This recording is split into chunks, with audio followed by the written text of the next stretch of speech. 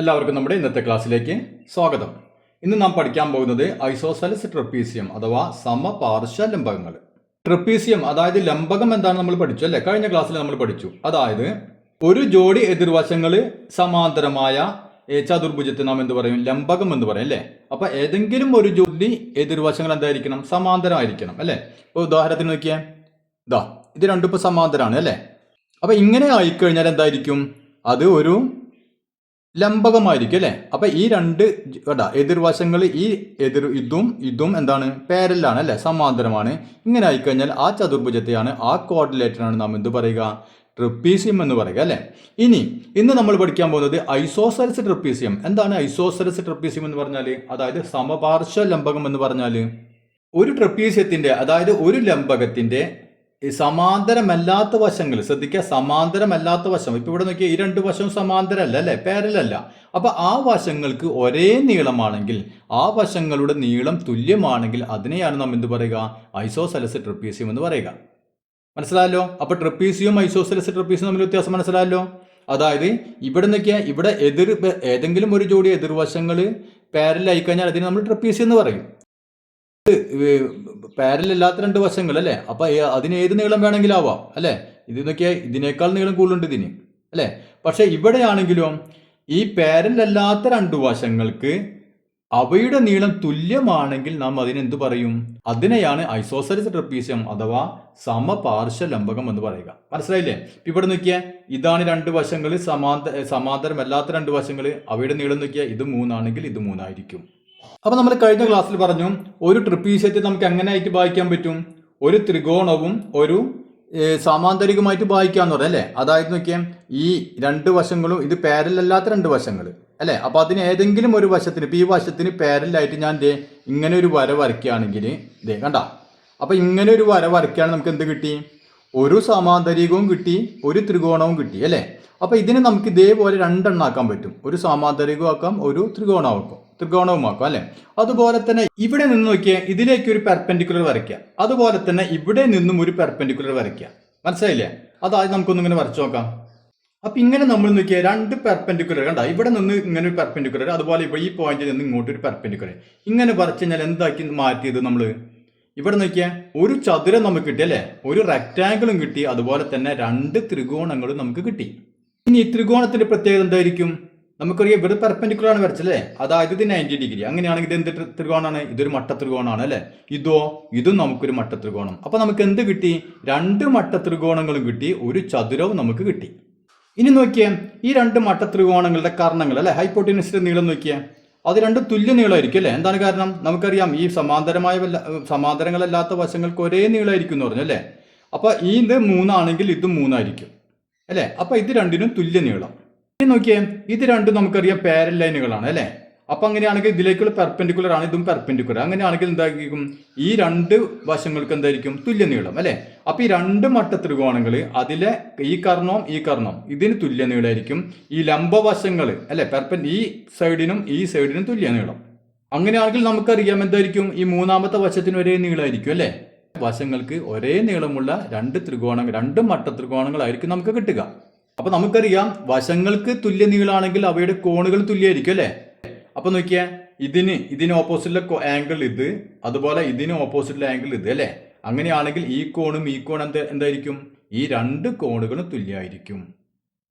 മനസ്സിലായല്ലോ? അതായത് ഒരു ഐസോസെലസ് ട്രപ്പീസിയത്തിന്റെ ഈ രണ്ട് കോണുകൾ നമുക്ക് എന്ത് പറയാം? ഇതിനെ പാദകോൺ എന്ന് പറയാം. അതായത് ബേസ് ആംഗിൾ അല്ലെ? ബേസിലുള്ള ആംഗിൾസ്, രണ്ട് ആംഗിളുകളും. അപ്പൊ ഈ ആംഗിളുകൾ എപ്പോഴും എന്തായിരിക്കും? തുല്യമായിരിക്കും. ഇനി നമുക്കിത് നോക്കിയാൽ, ഈ ആംഗിൾ നോക്കിയാൽ, ഈ രണ്ട് ആംഗിൾ എന്തായിരിക്കും? നമുക്കറിയാം ഇത് 90 ഡിഗ്രി ആണ് അല്ലെ? ഇത് 90 ഡിഗ്രി, ഇത് 90 ഡിഗ്രി അല്ലെ? പിന്നെ നോക്കിയാൽ നമ്മൾ പറഞ്ഞു ഈ ത്രികോണത്തിന്റെ 3 വശങ്ങളും ഈ ത്രികോണത്തിന്റെ 3 വശങ്ങളായിട്ട് തുല്യമാണ് അല്ലെ? അങ്ങനെയാണെങ്കിൽ ഈ ആംഗിൾ തന്നെയായിരിക്കും ഈ ആംഗിളും വരിക അല്ലെ?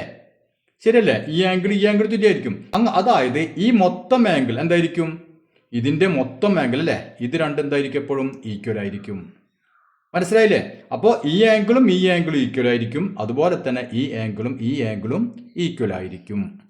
ഇനി നമുക്ക് ഇതിന്റെ ഡയഗണൽസ്, വികർണങ്ങൾ അല്ലെ? അപ്പൊ ഈ മൂലയിൽ നിന്ന് ഓപ്പോസിറ്റ് മൂല ഇത്, ഇത് ഓപ്പോസിറ്റ് മൂല അല്ലെ?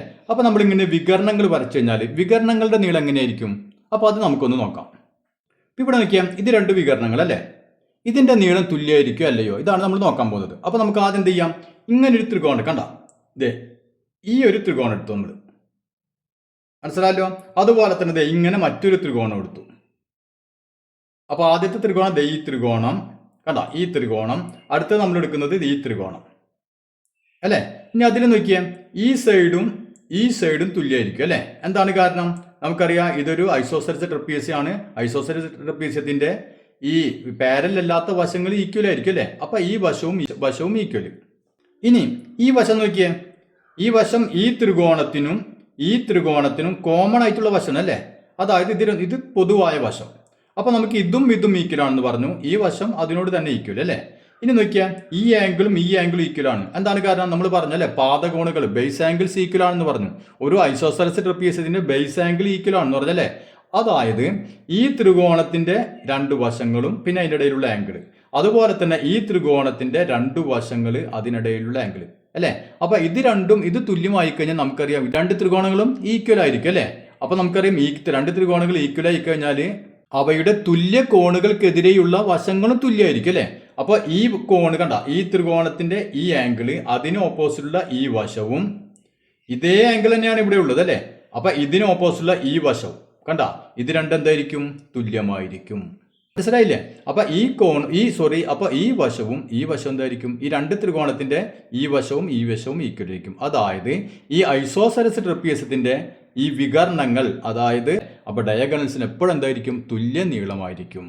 അപ്പൊ നമ്മളിത് പഠിച്ച കാര്യങ്ങൾക്ക് ഓർമ്മയുണ്ടല്ലോ. അതായത് ഒരു ഐസോസെൽസ് ട്രപ്പീസ് എന്ന് പറഞ്ഞു കഴിഞ്ഞാൽ ഒരു ട്രപ്പീസിയത്തിലെ ഈ പാരലല്ലാത്ത രണ്ട് വശങ്ങൾക്ക് തുല്യ നീളമാണെങ്കിൽ അവ എന്ത് പറയും, അതാണ് ഐസോസെൽസ് ട്രപ്പീസിയം അല്ലെ. ഇനി ഐസോസെൽസ് ട്രപ്പീസിയത്തിന്റെ പാദകോണുകൾ ഈ രണ്ട് ആംഗിൾ എപ്പോഴും എന്തായിരിക്കും, തുല്യമായിരിക്കും അല്ലെ. അതുപോലെ തന്നെ ഈ രണ്ട് ആംഗിളും തുല്യമായിരിക്കും. ഇതാണ് നമ്മൾ പറഞ്ഞ കാര്യം. പിന്നെയോ ഈ ഡയഗണൽ എപ്പോഴും എന്തായിരിക്കും, ഡയഗണലിന് ഒരേ നീളമായിരിക്കും. ഇനി നമുക്ക് നമ്മുടെ ടെക്സ്റ്റ് ബുക്കിലെ പേജ് നമ്പർ 197 കുറച്ച് ചോദ്യങ്ങളുണ്ട്, അതൊന്ന് ചെയ്തു നോക്കാം. അപ്പൊ ഇതാണ് നമ്മുടെ ഒന്നാമത്തെ ചോദ്യം അല്ലെ. The picture shows an isosceles trapezium with the mid point of one base joint to the end points of the other base.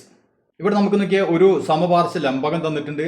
അപ്പൊ ഇതിന്റെ മിഡ് പോയിന്റ് ആണ് ഇതെന്ന് പറഞ്ഞിട്ടുണ്ട്. ഈ പോയിന്റ് ഇതെന്ത് ചെയ്തിരിക്കുന്നു, ഈ സൈഡിന്റെ രണ്ട് അറ്റങ്ങളുമായിട്ട് ഇങ്ങനെ കൂട്ടി യോജിപ്പിച്ചിരിക്കുന്നു. ഇതാണ് നമ്മുടെ ചോദ്യത്തിൽ പറഞ്ഞിട്ടുള്ളത്.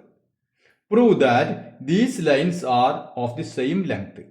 നമ്മൾ എന്താണ് പ്രൂവ് ചെയ്യേണ്ടത്, ഈ വരകൾ ഇത് നമ്മൾ കൂട്ടി യോജിപ്പിച്ചില്ലേ, ഇവയ്ക്ക് ഒരേ നീളമാണെന്നാണ് നമ്മൾ പ്രൂവ് ചെയ്യേണ്ടത്. ഈ നീളം തുല്യമാണ്. ഇതാണ് നമ്മൾ പ്രൂവ് ചെയ്യേണ്ടത്.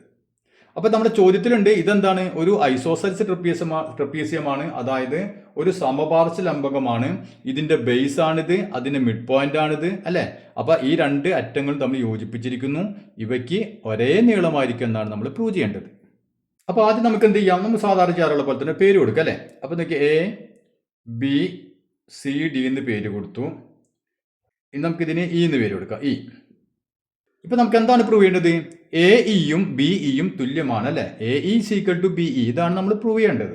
അപ്പൊ നമുക്ക് എന്ത് ചെയ്യാം, ആദ്യം നമ്മൾ സാധാരണ ചെയ്യാറുള്ള പോലെ തന്നെ രണ്ട് ത്രികോണങ്ങൾ എടുക്കുക അല്ലെ. ആ ത്രികോണങ്ങൾ ഈക്വൽ ആണെന്ന് പ്രൂവ് ചെയ്ത് കഴിഞ്ഞാൽ നമുക്ക് എന്ത് ചെയ്യാൻ പറ്റും, ഈ സൈഡുകളും ഈക്വൽ ആണെന്ന് പ്രൂവ് ചെയ്യാൻ പറ്റും അല്ലെ. അപ്പൊ നമുക്ക് ഇത് വളരെ എളുപ്പത്തിൽ പ്രൂവ് ചെയ്യാൻ പറ്റും. ഇവിടെ നോക്കിയേ, ഈ ഒരു ത്രികോണം ACE എന്ന് പറയുന്ന ത്രികോണവും BDE എന്ന് പറയുന്ന ഈ രണ്ട് ത്രികോണവും നമ്മൾ എടുക്കാൻ പോകണം. മനസ്സിലായില്ലേ. അപ്പൊ നമുക്ക് എഴുതാം, consider triangle ACE and triangle BDE. ഈ രണ്ട് അറ്റത്തുള്ള രണ്ട് ത്രികോണങ്ങൾ BDE. അതായത് ത്രികോണം ACയും ത്രികോണം BDയും പരിഗണിക്കുന്നു. അതിൽ നോക്കിയാൽ ഈ ത്രികോണത്തിന്റെ ഈ വശം കണ്ട, ഈ ത്രികോണത്തിന്റെ ഈ വശം എന്താണ്, ഈക്വൽ ആണ്. എന്താണ് കാരണം, നമ്മുടെ ചോദ്യത്തിൽ തന്നെ ഉണ്ട് അല്ലെ. ഇതിന്റെ ഈ CD എന്ന് പറഞ്ഞതിന്റെ മിഡ് പോയിന്റ് ആണ് ഇത് അല്ലെ. അപ്പൊ ഇതിന്റെ മിഡ് പോയിന്റ് ആണ് ഇതെന്ന് പറഞ്ഞാൽ അതിന്റെ അർത്ഥം എന്താണ്, ഈ നീളവും തുല്യമായിരിക്കും അല്ലെ. അപ്പൊ നമുക്ക് ഫസ്റ്റ് ചെയ്ത് എഴുതാം, CE = ED അല്ലെ. അതിനെന്താണ് കാരണം, E is the mid point of ഏതിന്റെ CD. അതായത് സി ഡിയുടെ മധ്യബിന്ദുവാണ് ഇ. അതുകൊണ്ട് സി ഇയും ഇ ഡി എന്തായിരിക്കും? തുല്യമായിരിക്കും അല്ലേ? അപ്പോൾ അത് നമുക്ക് കിട്ടി. അപ്പോൾ ഓരോ സൈഡ് നമുക്ക് കിട്ടി. ഇനി നോക്കിയേ, ഈ സൈഡ് അല്ലേ, ഈ ത്രികോണത്തിന്റെ ഈ സൈഡും ഈ ത്രികോണത്തിന്റെ ഈ സൈഡ് എന്തായിരിക്കും? തുല്യമായിരിക്കും. എന്താണ് കാരണം? അതിന് നമുക്കറിയാം ഇതൊരു ഐസോസെൽസ് ട്രപ്പീസിയൻ അല്ലേ, സമപാർശ്വ ലംബകമാണ്. അപ്പോൾ സമപാർശ്വ ലംബകമാണെങ്കിൽ നമുക്കറിയാം അതിന്റെ സമാന്തരമല്ലാത്ത രണ്ട് വശങ്ങൾ എന്തായിരിക്കും? ഓപ്പോസിറ്റ് വശങ്ങൾ എന്തായിരിക്കും? അത് തുല്യമായിരിക്കും അല്ലേ? എന്നാലും നമ്മൾ അതിനെ എന്തെന്ന് പറയുള്ളൂ? സമപാർശ്വ ലംബകം എന്ന് പറയുള്ളൂ അല്ലേ? അപ്പോൾ ഒരു സമപാർശ്വ ലംബകമാണെങ്കിൽ സമാന്തരമല്ലാത്ത രണ്ട് വശങ്ങൾ എന്തായിരിക്കും? തുല്യ നീളമുള്ളതായിരിക്കും അല്ലേ? അപ്പോൾ നമുക്ക് എന്ത് എഴുതാം? A C is equal to B D. A സിയും ബി ഡിയും തുല്യമാണ്. നമുക്ക് റീസൺ എന്ത് എഴുതാം? നോൺ പാരലൽ അല്ലേ, non parallel sides of an isosceles trapezium.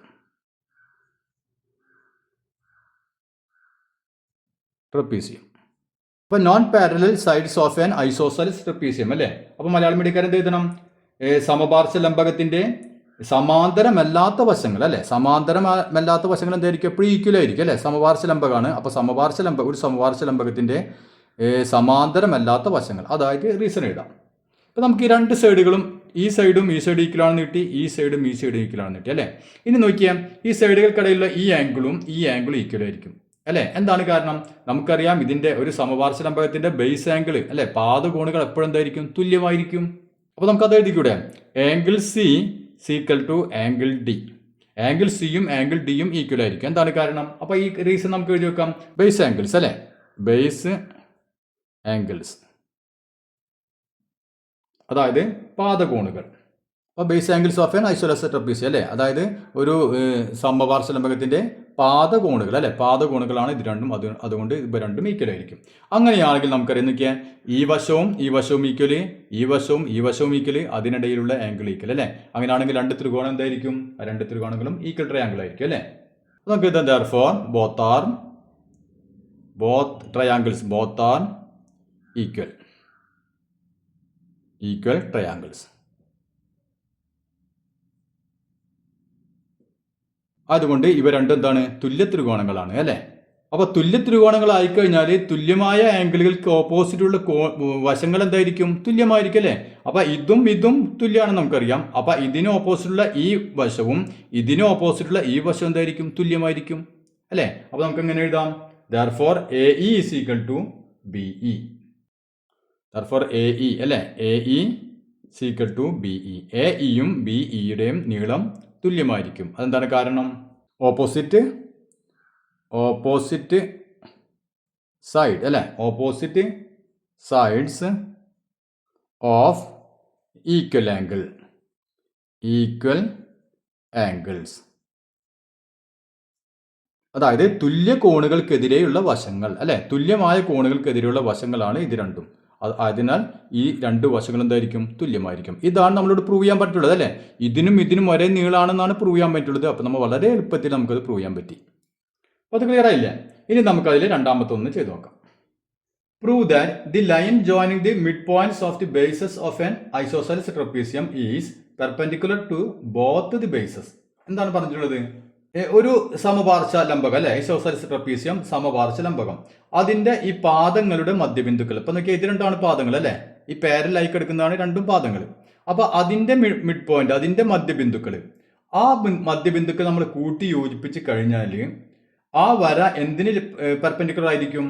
ഈ സൈഡിനും പെർപെൻഡിക്കുലർ ആയിരിക്കും, ഈ സൈഡിനും പെർപെൻഡിക്കുലർ ആയിരിക്കും. ഇതാണ് നമ്മൾ പ്രൂവ് ചെയ്യേണ്ടത്. മനസ്സിലായല്ലോ? ഒരു ഐസോസെലസ് ട്രപ്പീസിയം അതിന്റെ രണ്ട് ബേസുകൾ അല്ലെ, രണ്ട് ബേസുകൾ, അതിന്റെ മിഡ് പോയിന്റ്, അതിന്റെ മധ്യബിന്ദുക്കൾ യോജിപ്പിച്ച് ഒരു വര വരച്ചു കഴിഞ്ഞാൽ അത് ഈ ആംഗിളത്തായിരിക്കും 90 ഡിഗ്രി ആയിരിക്കും. അതുപോലെ ഈ ആംഗിളും 90 ഡിഗ്രി ആയിരിക്കും അല്ലെ, അതായത് പെർപെൻഡിക്കുലർ ആയിരിക്കും. ഇതാണ് നമ്മൾ പ്രൂവ് ചെയ്യേണ്ടത്. അപ്പോൾ നമുക്ക് ആദ്യം ഇത് അല്ലെ, ഇതിന്റെ മിഡ് പോയിന്റ് നമ്മൾ കൂട്ടി യോജിപ്പിച്ച് ഒരു വര അങ്ങോട്ട് വരയ്ക്കാം. ഓക്കെ, ഇതാണ് ലൈൻ അല്ലേ. അപ്പൊ ഇത് ഈ ആംഗിൾ എന്താണ്? ഈ ആംഗിളുകൾ 90 ഡിഗ്രി ആയിരിക്കണം. ഇതാണ് നമ്മൾ പ്രൂവ് ചെയ്യേണ്ടത്. ഇപ്പൊ ഇത് നമ്മൾ പ്രൂവ് ചെയ്താൽ മതി. അപ്പൊ അതിന് നമുക്ക് എന്ത് ചെയ്യാം? നമ്മൾ നേരത്തെ ചോദ്യത്തിൽ ചെയ്തില്ലേ, അതുപോലെ നമുക്ക് ഇതിന്റെ ഈ അറ്റം അതും നമ്മൾ ഈ മിഡ് പോയിന്റ്, അതുപോലെ ഇതിന്റെ ഈ അറ്റം അതും മിഡ് പോയിന്റ്, ഇവ നമ്മൾ യോജിപ്പിച്ച് എന്ത് ചെയ്യാം? ഒരു വര അങ്ങോട്ട് വരച്ചു കൊടുക്കാം. അപ്പൊ ഇങ്ങനെ ഒരു ലൈൻ വരയ്ക്കാം, ഇങ്ങനെയും ഒരു ലൈൻ വരയ്ക്കാം. ഇപ്പൊ നോക്കിയേ, ഇപ്പൊ നമുക്ക് രണ്ട് ട്രയാങ്കിൾ കിട്ടി അല്ലേ, രണ്ട് ട്രയാങ്കിളുകൾ കിട്ടി. ഇപ്പൊ നമുക്ക് ഈ പോയിന്റ് നമുക്ക് ഈ പോയിന്റ് പി എന്ന് കൊടുത്തു. ഇപ്പൊ നോക്കിയേ, എ പി ഇ എന്നും അതുപോലെ തന്നെ ബി പി ഇ എന്നും പറഞ്ഞ രണ്ട് ത്രികോണങ്ങൾ കിട്ടി അല്ലേ. അപ്പൊ നമുക്ക് എന്ത് ചെയ്യാം, ഈ രണ്ട് ത്രികോണങ്ങളും ഈക്വൽ ട്രയാങ്കിൾ, നേരത്തെ ചെയ്തപ്പോൾ തന്നെ ഈക്വൽ ട്രയാങ്കിൾ ആണെന്ന് പ്രൂവ് ചെയ്യാം. അങ്ങനെയാണെങ്കിൽ നമുക്ക് പറയാം ഈ ആംഗിൾ ഈക്വൽ ആണെന്ന് പറയാം അല്ലേ. അപ്പൊ അതാണ് നമുക്ക് വളരെ എളുപ്പമായ മാർഗം. അപ്പൊ നമുക്ക് എഴുതാം കൺസിഡർ ട്രയാങ്കിൾ ഏതാണ്, എ പി ക്യു അല്ലേ. ഇവിടെ ക്യൂ എന്ന് പേര് കൊടുത്തു.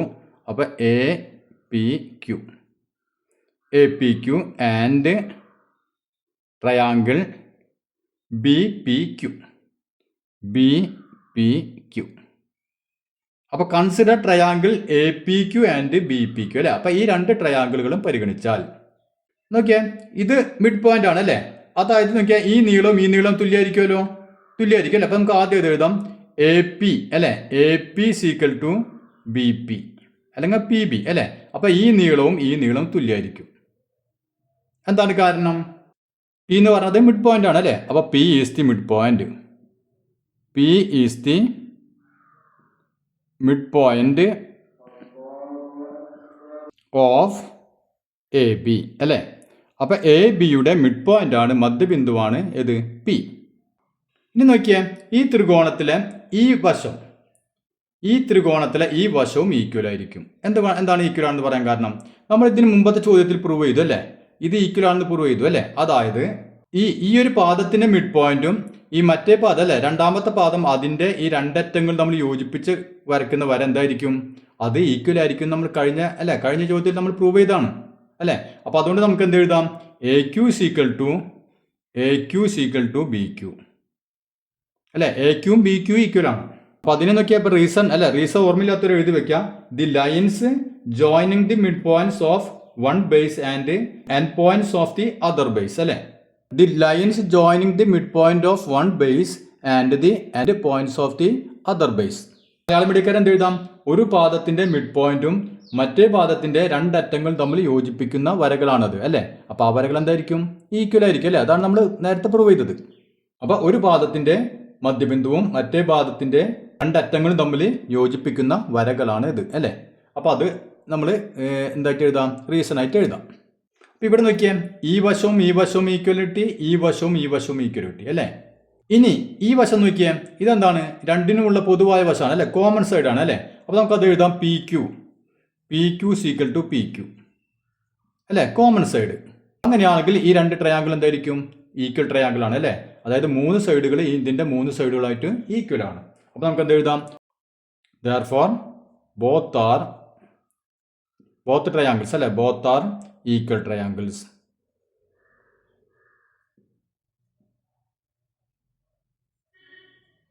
രണ്ടും എന്താണ്, തുല്യ ത്രികോണങ്ങളാണ്.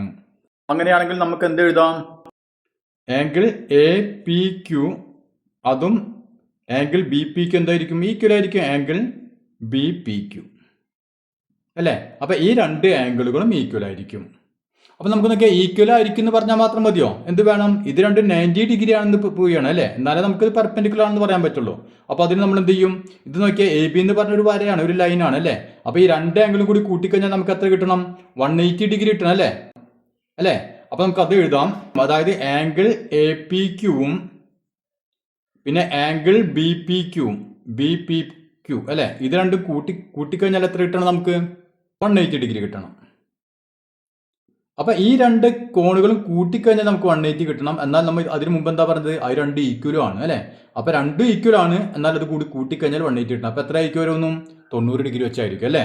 അതുകൊണ്ട് നമുക്ക് എന്ത് എഴുതാം, angle A P Q equal to angle B P Q അല്ലെ. രണ്ടും തുല്യമായിരിക്കും. എത്ര വെച്ചായിരിക്കും, രണ്ടും 90 ഡിഗ്രി വെച്ചായിരിക്കും.